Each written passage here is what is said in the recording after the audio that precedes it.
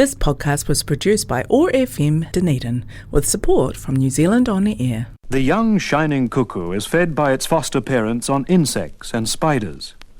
But the korimako, or bellbird, has a much more interesting diet of nectar. It's been something of a radio personality and has sung on shortwave radio to Australia and the Pacific nations for 30 years. However, the early recordings failed to reflect the versatility of the bellbird, with its wide variety of liquid notes and artistically placed clicks and bell-like sounds.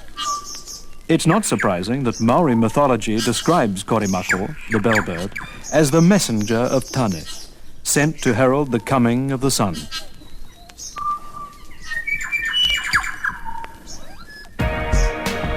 Community or chaos?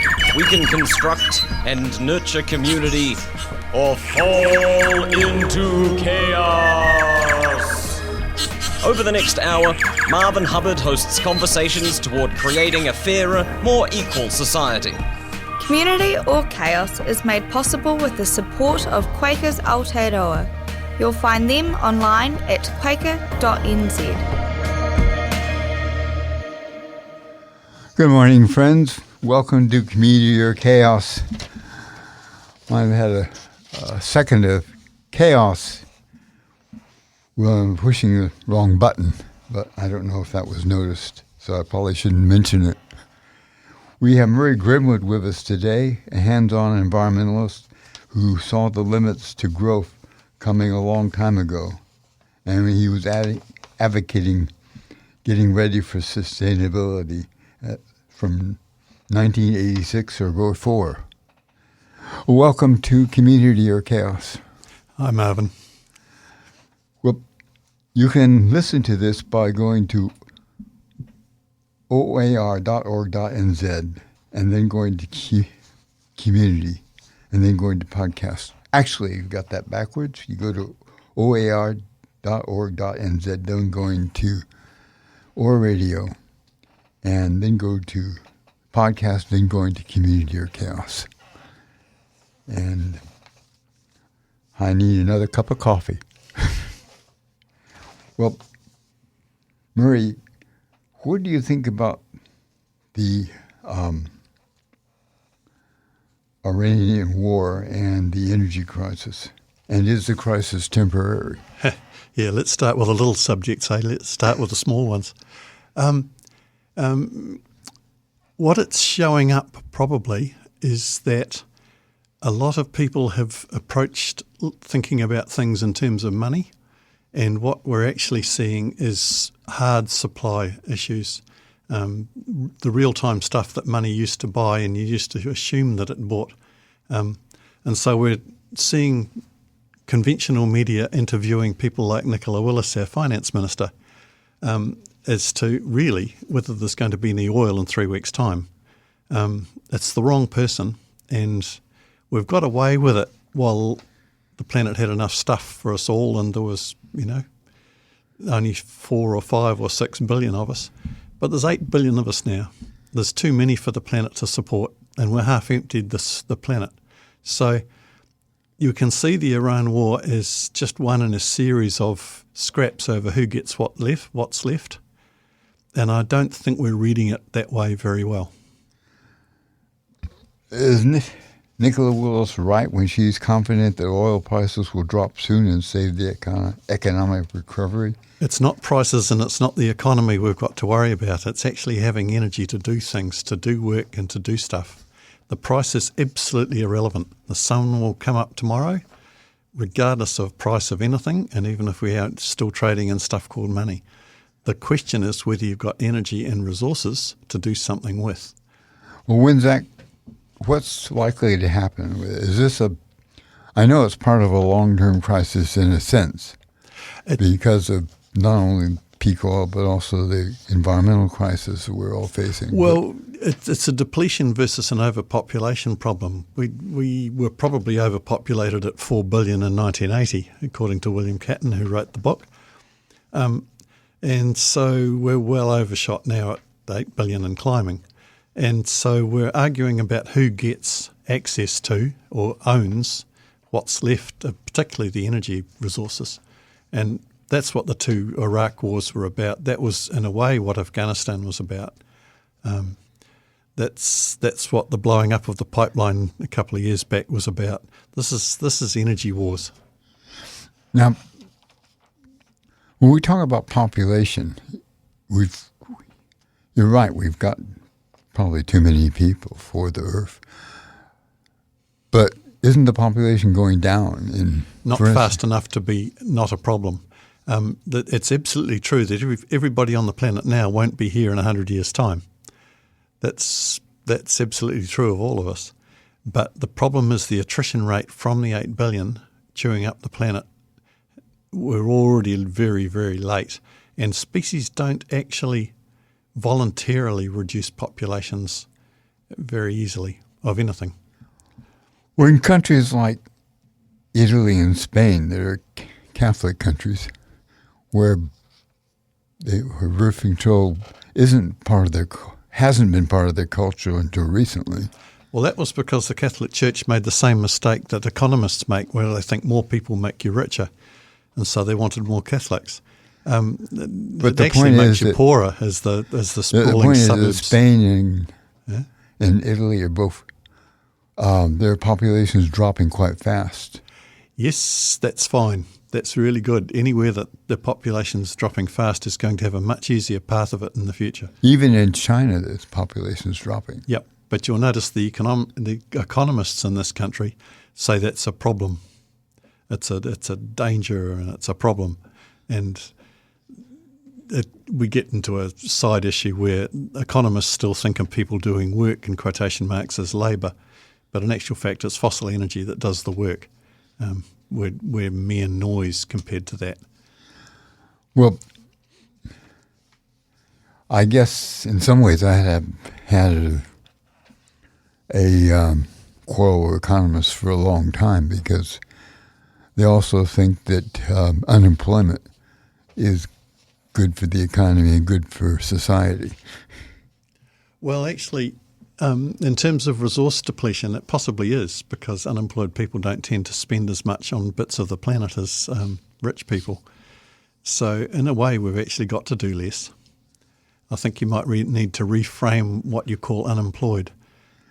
Okay, well, part of the fact is that what we do now is we actually talk about the unemployed as though it was their fault. Oh, I see. Side issue to me. Homeless. Side issue. Compared to where the planet's going, and I don't regard that as an issue. Can governments govern if there's a large minority of people who don't trust the government and feel like they've been let down? No, your validity disappears. So that's exactly what Trump is. Trump. If you got rid of Trump now, you wouldn't change the problem that the US has, which is people have no faith in the system, the political system, being any good for them. So, too, you have to really somehow convince people that you're governing for the common good if you're going to get them to support you. Well, you actually have to, you almost can't, because if the common good is actually having more stuff per person. Well, it doesn't have to be that, does it? No, it doesn't, but that's what we've been conditioned to do, and that's what most people think of, and most people vote for their back pockets. Well, I'm not sure that's what most people think of when they think of the common good. That's what most people think of when they vote, yes. Yeah, most people don't think of the common good, I'm sorry. Most people think of their own back pocket good. But maybe this is why we should have leadership that encourages people to think about the common good, including the common good of the planet. No, you actually got to go back 2 steps. If you have a media and an academia who are both preaching that wealth is the way to go, and academia do it even though they know better, knowledge-wise, because they need bums on seats to keep their universities going. So between academia and the media, the public are told that all is good and it's onward and upward and you can be richer tomorrow, and so that's what we get in the way of politicians. Well, you don't necessarily have to be an academic to know that. No. Neither of us are No, academics. but those are the two founts of knowledge that people rely on, except what we're getting now, of course, is social media, which is diffusing it a bit.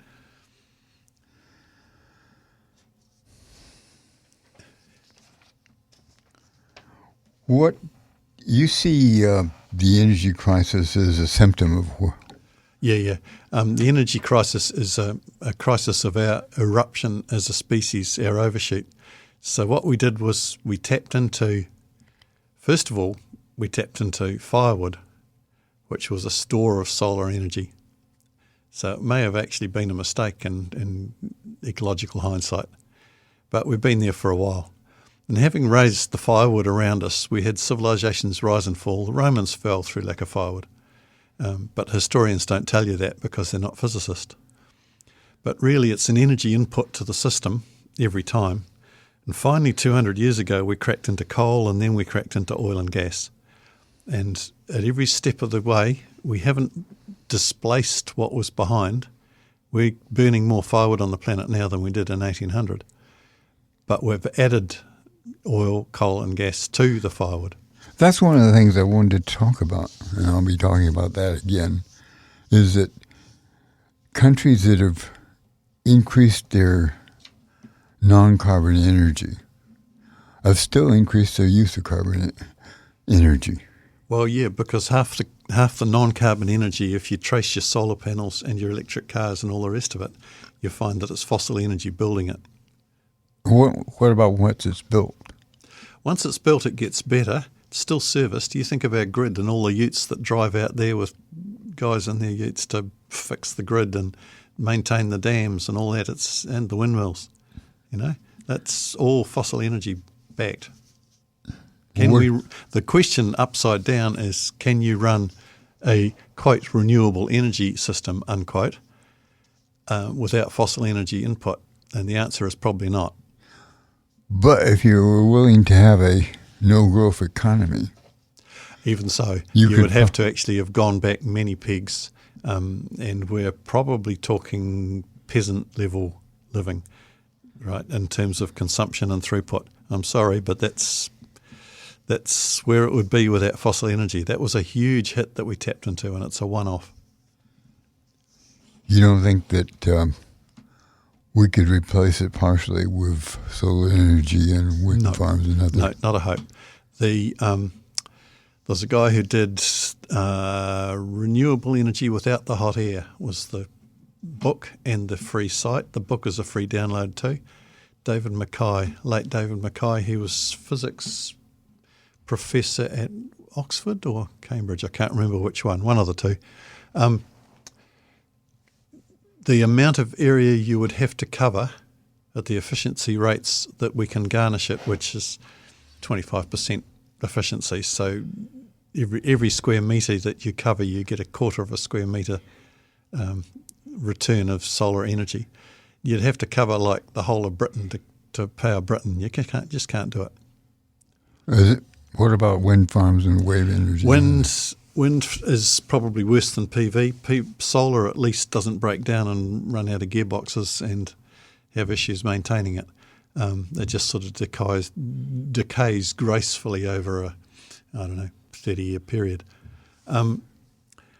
But the amount of energy you require to do things like smelting and laying roads, and nobody's talked about what you make roads out of. Asphalt, oil. Well, oil, exactly so. But you don't have to.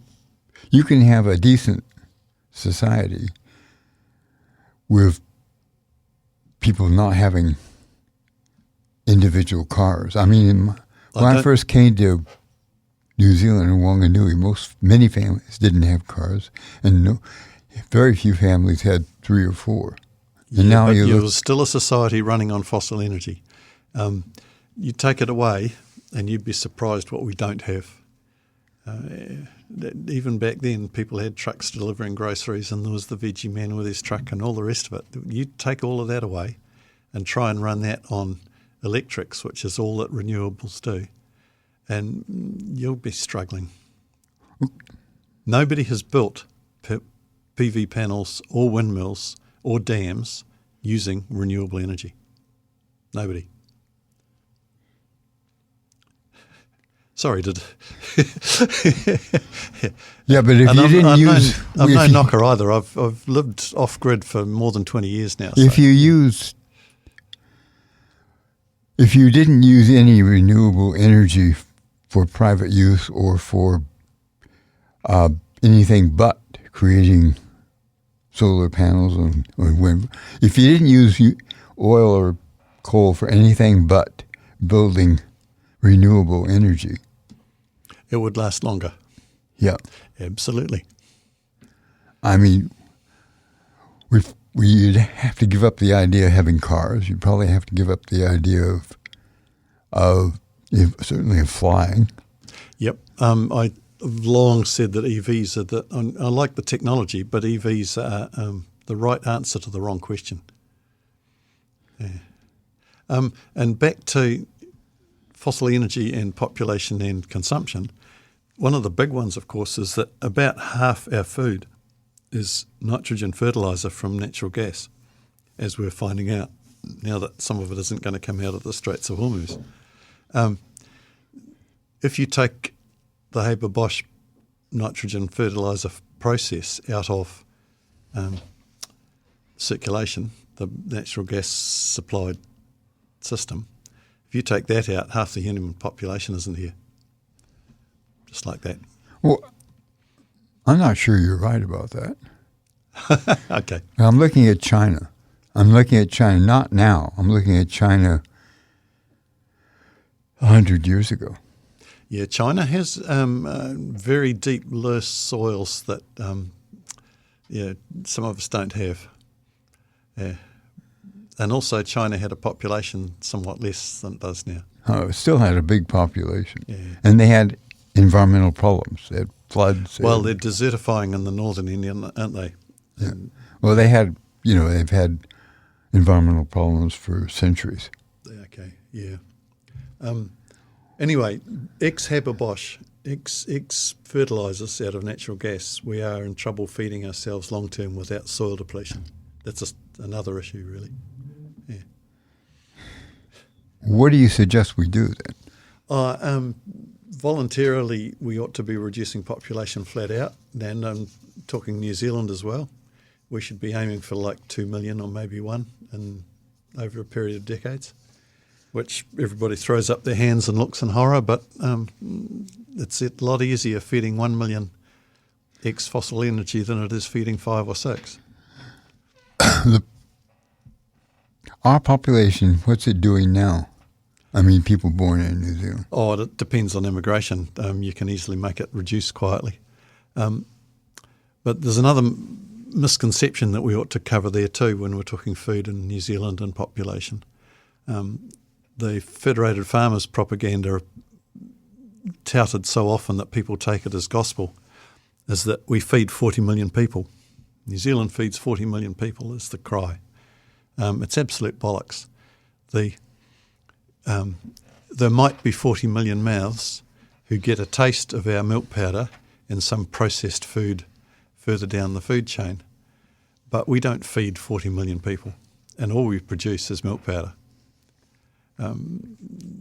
Actually feeding ourselves off our ground would be a completely different animal. Well, we used to, before we focused entirely on milk powder, we used to grow much of our own wheat, for instance.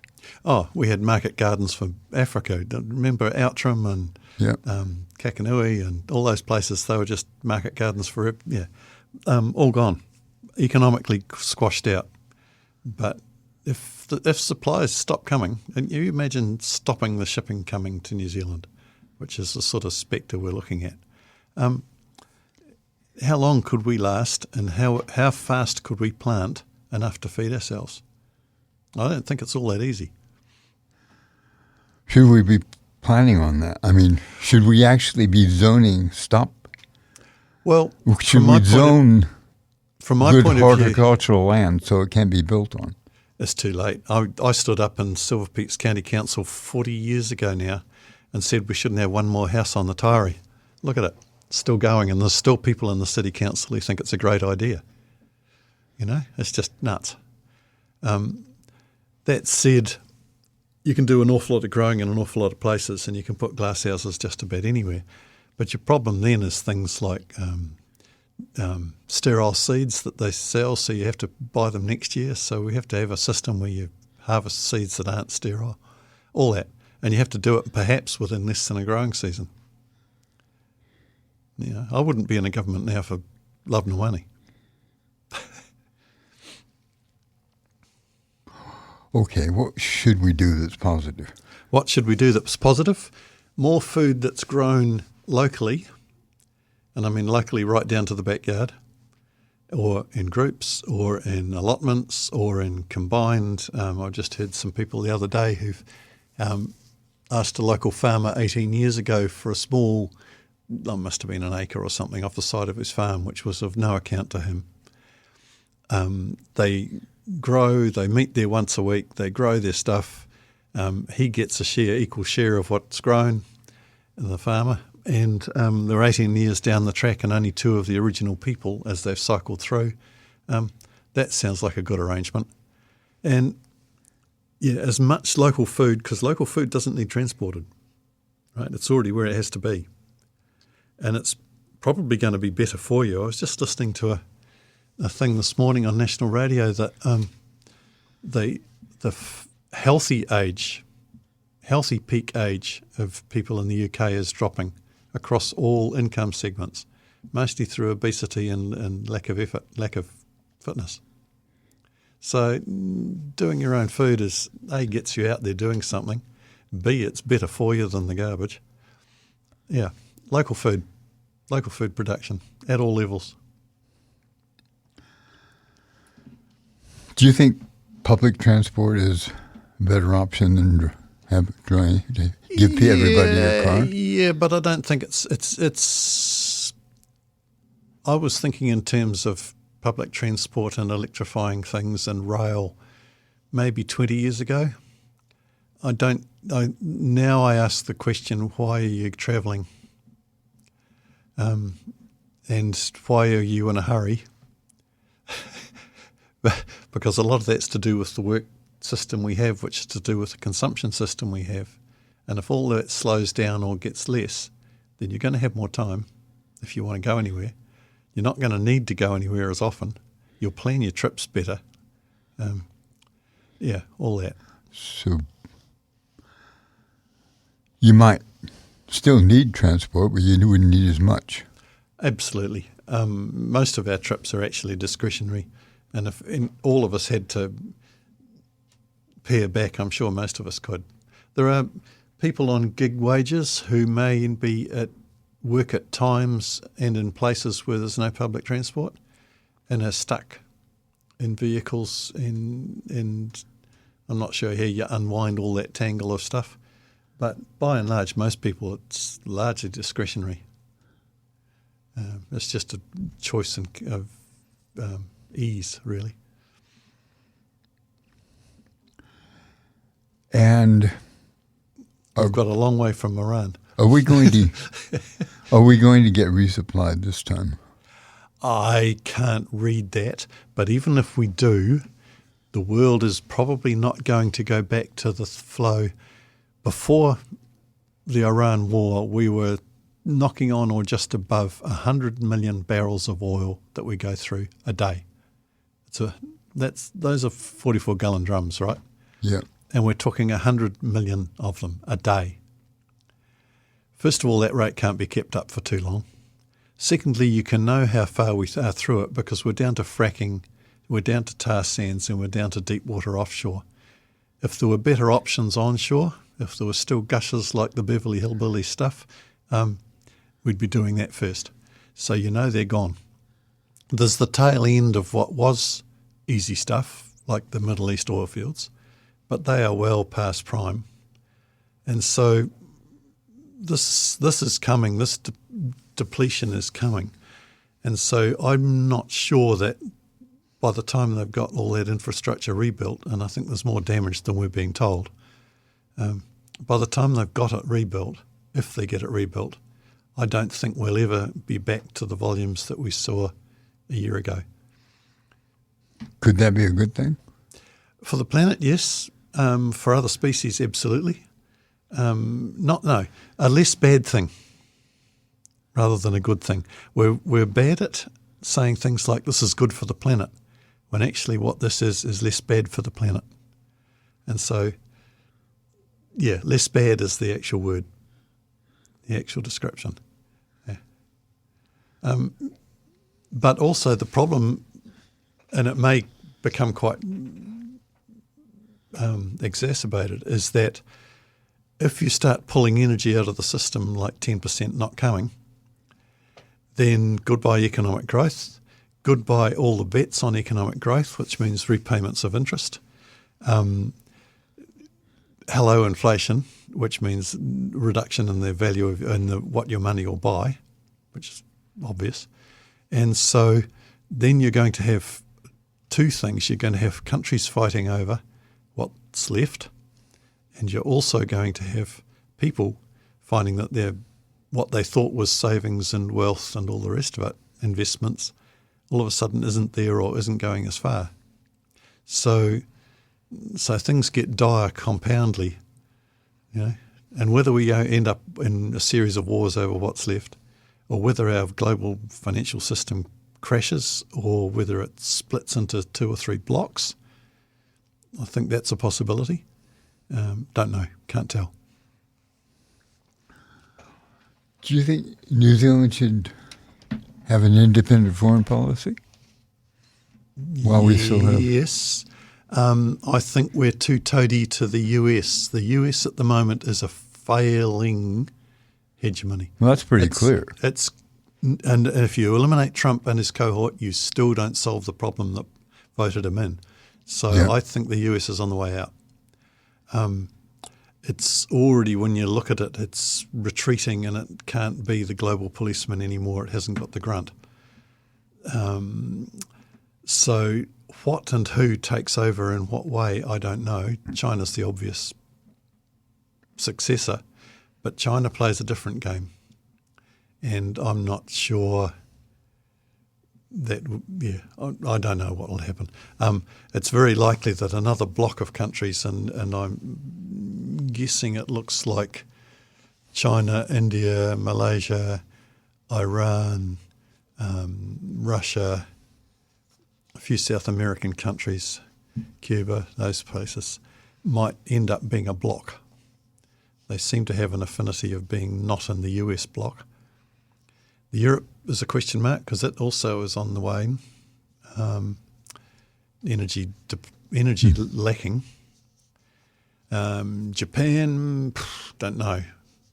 And so I can see realignments of blocks and all sorts of, there's reasons to join people and reasons not to join people, Yeah.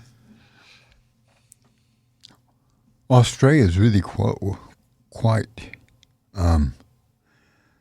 their military and other structures wedded to the United States now. They're actually increasing their they have been a forward base for Australia for a long time, and they are socially different to us. I've got a partner who's born in Australia, and how are they socially different? I think the original pedigree stock, and the White Brigade will hate me for this, but the original stock that went to Australia were people who were at the bottom end of the feeding chain in England and got sent there as cannon fodder / labour. And those who came to New Zealand, a lot of it was, like here, it was the being kicked off their land. And they had enough bottle to come out here, leave family and friends behind, and go for something new.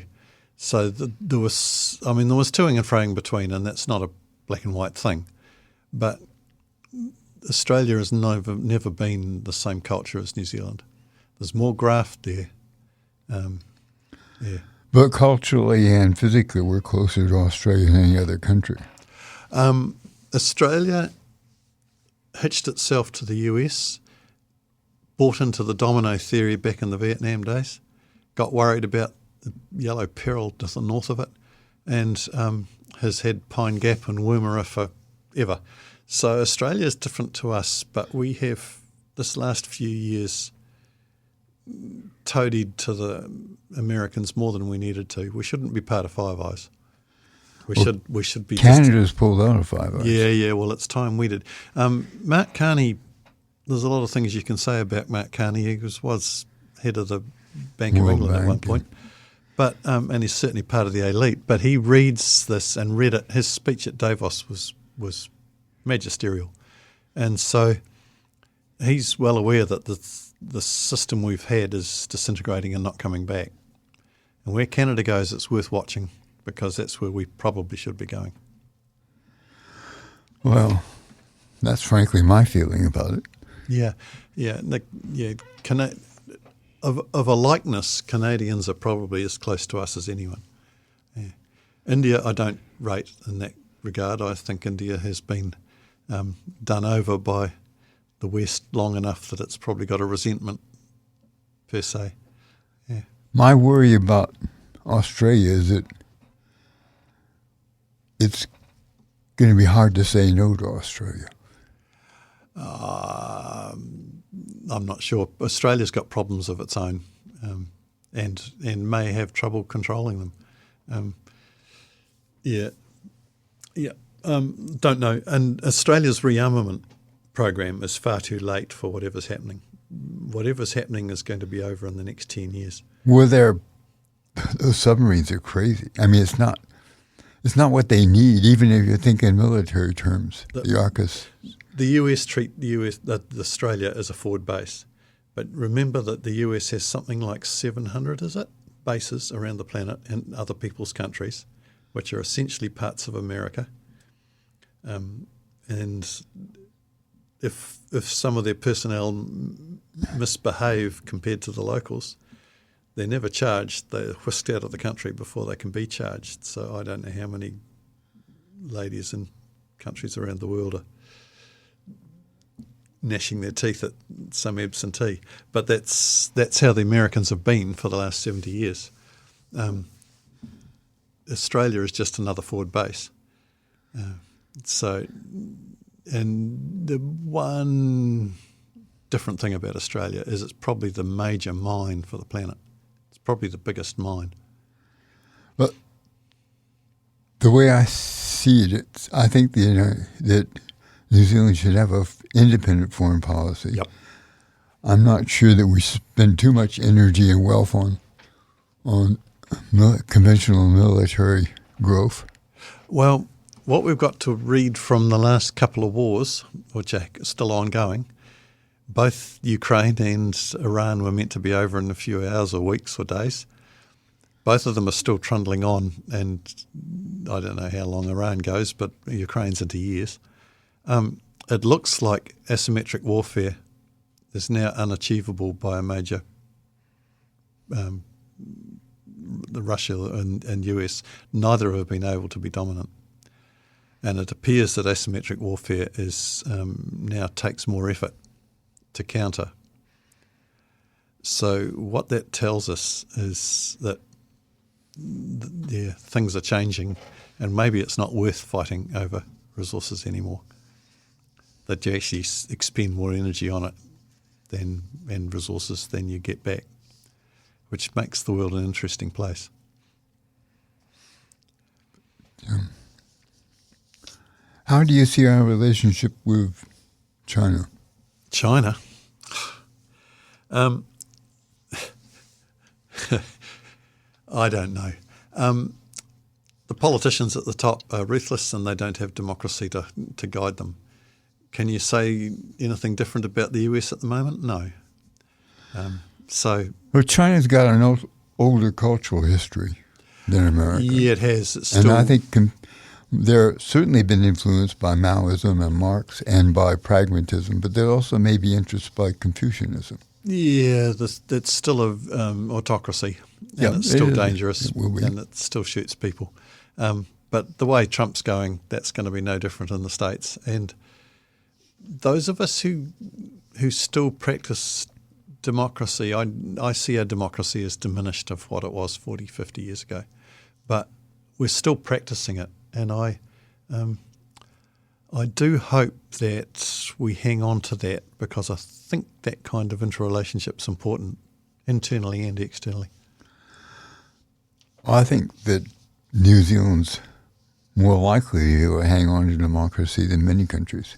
Actually, I'll go back to the China and answer the question, the part of the question I didn't. What China took from us was we decided that their wages were less and we could offshore all our manufacturing capability, all our making capability, Well, that was and stupid. pay them peanuts. Yes, it was stupid. And the wave of people in New Zealand who have the skills to do that are all heading for rest homes now. We've lost the continuity. So making stuff for ourselves would be a skill that we could never have enough of, starting now, and bringing all the manufacturing we can back. And if it costs more, well, that's the price of what it costs. Because relying on China for manufacturing, and also Well, it makes it more difficult for you to. yeah, and also there's a tendency, because you can't afford the best, to pick up the garbage, which, you know, I can tell you what doesn't work. It's in the, you see it turning up at the transfer station every time. There are things we shouldn't be buying because they're just a waste of planetary resources, because they're junk. And so making good quality stuff that lasts, that can be repaired, and making it locally and repairing it locally, can't get enough of it. How do you see the future of Europe? Because they're looking to change, but they're not. I would not be surprised to find Europe disintegrating back to its component parts. If growth and hegemony are factors of energy input into a system, and I'd argue they are, then you've seen a high water mark globally, and you're going to see it ebb. And I think Britain pulling away was the beginning of the end of the EU. It won't solve their problems, but nonetheless, I'd think its days are probably gone long term. There'll be partnerships within it, and cooperation, and a reluctance to go to war, but nonetheless, I see it having high water marked. I mean, they did just make the decision they weren't going to be going to war in the Middle East for the sake of the United States. There have been some very brave comments and political statements made from Spain, from Italy in the end. That's surprising from Italy. Surprising from Italy, and from Turkey, who we get bad-mouthed in the West. They are astute, and they are quite clear. And along with Carney, we're starting to see people realising that the world has shifted and that the US has to be abandoned. There are implications for that too, for Israel, which has become essentially a genocidal, you know. I think Israel's decisions in the last, they've been going, I mean, in 1967 they could have had two states. Yeah. For a time anyway. Yeah. But their use of ethnic cleansing, moving into genocide, I think they've always been dependent to some extent on overseas support. Yes, but they've had enough of their own infiltrating the US since Kissinger and Wolfowitz and the long train of them, to make sure they have the US support, the military support. But that will not continue. Well, I'm wondering whether that lasts and whether Israel can last. It won't last for two reasons. The first thing is that the next generation of Americans don't want to do it. Right. And the other thing is that America is going to get weaker in some ways. Yes, I agree. And Israel might find that there are some annoyed people surrounding it. Well, and it's got nobody else to blame but itself. you'd be annoyed too if you were. Yeah. I mean, and what amazes me is, having been the victims of a genocide, they've turned around and perpetrated. I find this very difficult. Yeah. to They didn't learn. accept. They absolutely didn't learn. And it comes back to another. And Judaism, I think, outside of Israel, particularly in America, no longer can Israel depend on their absolute support no matter what they do. No. One of the interesting things is how But Judaism is, what they're doing is actually going against the Jewish religious culture. You can pick bits out of the Old Testament if you need Oh, to. I'm not talking about the Old Testament. Let's not I'm go talking there. about Judaism for the last 2,000 years. Yeah. Rabbinical, True. Rabbinical Judaism is quite a different. One of the things that worries me is that this seems to be a trait in humans anyway, that we, and it might be something to do with this Dunbar's number of people you can recognise with familiarity, which is I think Dunbar called it 150 people that you can relate to properly, and after that it's just two-dimensional. But we seem to be able to otherise others and treat them as if they're not human.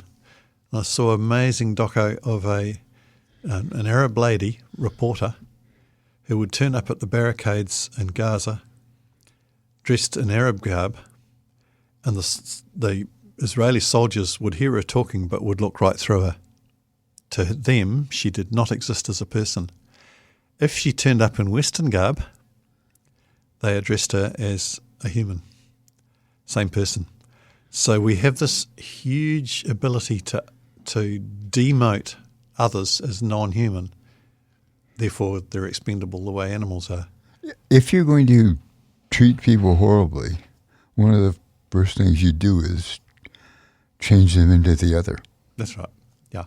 So that does worry me about our species a little bit, but and it makes me think that maybe our ultimate eventual change will be to local enough that we're just 150 groups of 150, which doesn't bode well for big cities.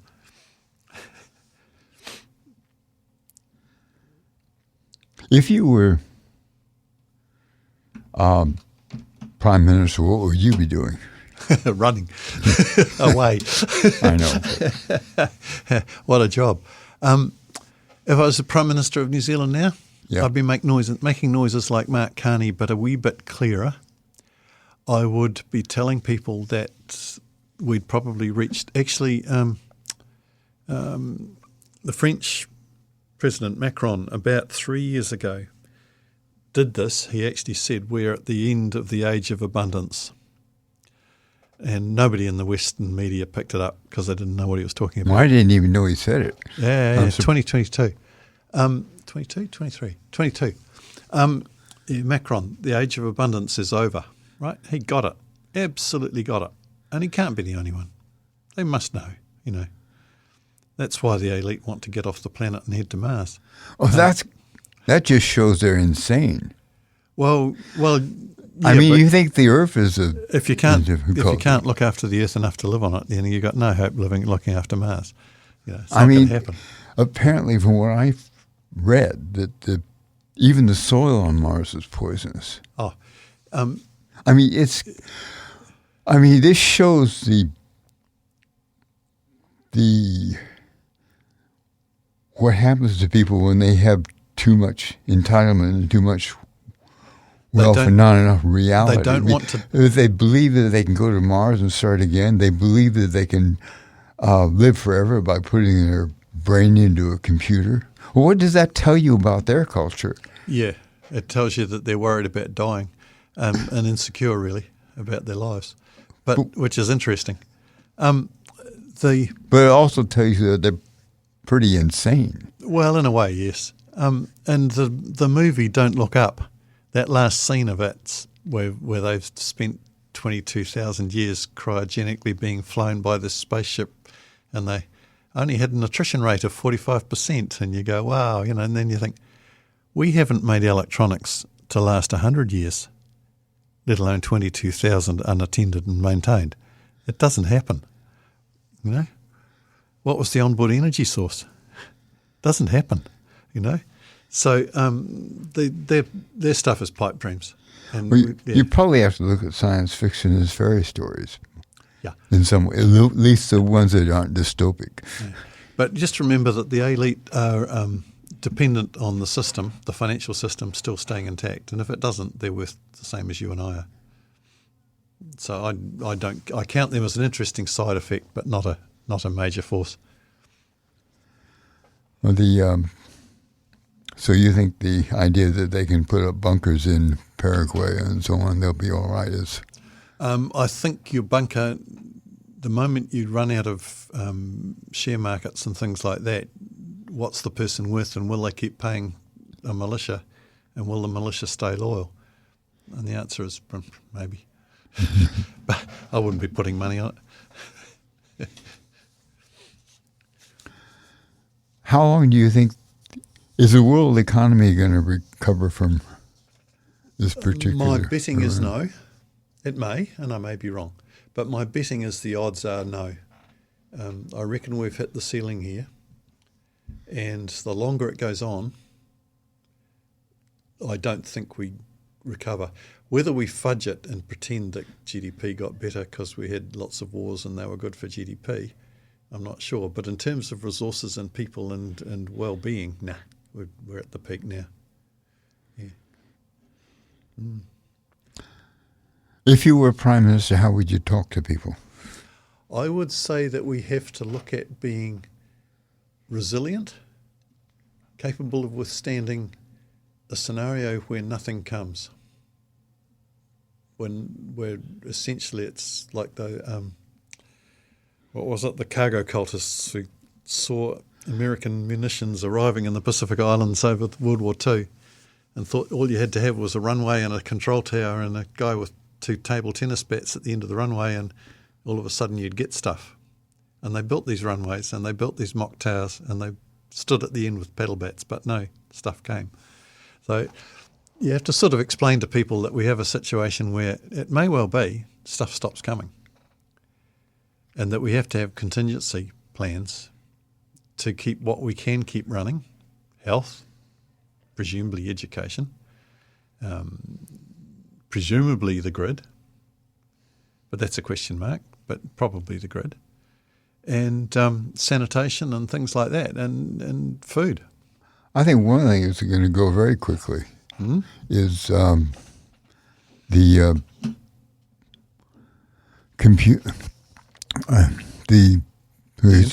internet. I think we're going to see that now. Iran's just shut it down for how many days? And I think nations will start chopping themselves off from the major internet. And I think we're going to find all of a sudden that we should have kept our books, because a lot of the information we thought we had at our fingertips might not just be there the way we thought it was. Yeah, if you want to write something and keep it, don't just put it in your computer. Yeah. I'm in circles that keep books, and I know one librarian who actually bought herself a shipping container and fills it. Wow. Yeah, useful things that might be useful in a resilient future. Mm. Yeah. Well, I've got a built-in bookcase. Yeah. But we're in the minority. Most people nowadays run screens rather than books. I do use my screen for this job I'm doing right now. Yep. But I know that it's temporary. Yeah, indeed. I wouldn't rely on it, for knowledge. Yeah. I mean, I think you could, in theory, you could keep emails going, like you use the old phone system. Yeah, the problem is the old phone system, a lot of the stuff's all gone. And one of the problems is, and there's a guy called Ronald Wright who wrote a book called Short History of Progress. And he said that one of the problems is that as we climb the ladder, we kick the rungs out behind us. We dismantle all the previous technologies. You can't go back to dial-up telephones. They aren't there anymore. I still have one. Yeah, but they aren't there anymore. You know, the exchanges aren't there. You can't go back. There's no switchboard potential anymore. It's just you wouldn't rebuild it, and it's not there. Oh, why couldn't you rebuild it? Because of the copper? You'd have to put copper landlines in for everywhere and train people up to run switchboards, PABXs. It's not going to happen. and the gear isn't there. And by the time we get to that stress, we're going to be too busy doing food and maintaining what we've got. No. So, yes, some of those rungs won't get recreated. And that will make an interesting story because communication will be an interesting thing. I don't see what I don't see is the social media and they shouldn't be building that thing in Southland for database. Data centres and so on are a waste of time, and they'll be shut down immediately the moment you have trouble because they're superfluous. They're not in use. Yeah, they use huge amounts of energy. They're bad for the environment. Yes, they do. And what they serve you is not food. We will all be too busy working our way through the food chain to stay alive. And yeah, I see 2/3 of city folk disappearing into the countryside in the food system. And ultimately, it's just a reversal of what happened when fossil fuels allowed them to come off the land and go into cities. We've covered a lot. Yeah.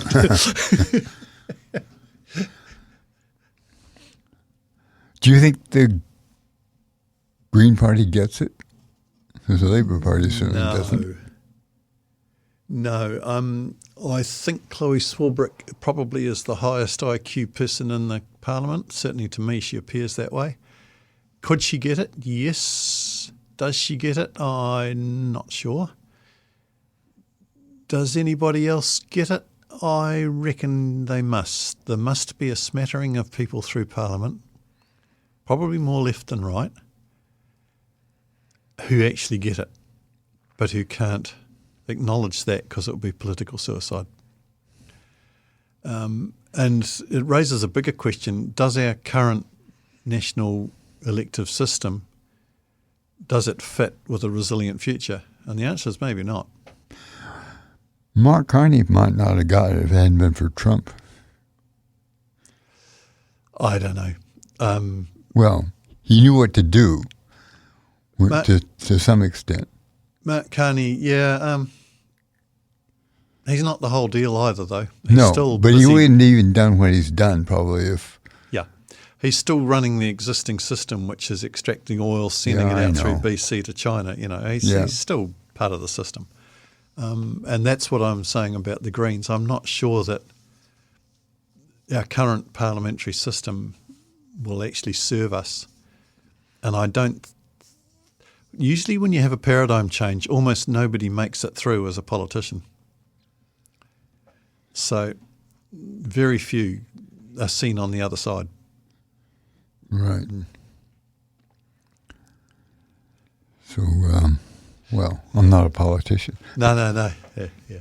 But that's, most people are of an era, and when the era changes, most of them do too. What we're doing on the radio, is it any use? I have no idea, but it's interesting to have a chat with somebody and have this conversation able to be distributed. I find people in my circles and your circles, we know this stuff, but people outside it, not so much. And spreading it, can't do any harm at this stage. Well, thanks a lot for coming on board. And that's all right.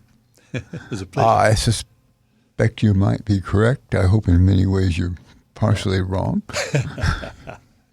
Yeah. And I think you still have to keep doing what you can do. My yardstick's really simple, Marvin. I just ask whether my grandkids will thank me in 20 years' time for what I'm doing. Yeah. Yeah, it's an easy yardstick. Okay, well, thanks a lot for... we'll have this conversation again. Maybe we'll have it after the... I don't know. I was going to say after the boats start coming back. I may never see you again. Okay, I'll see you. Take care. This podcast was produced by OAR FM Dunedin with support from New Zealand On the Air.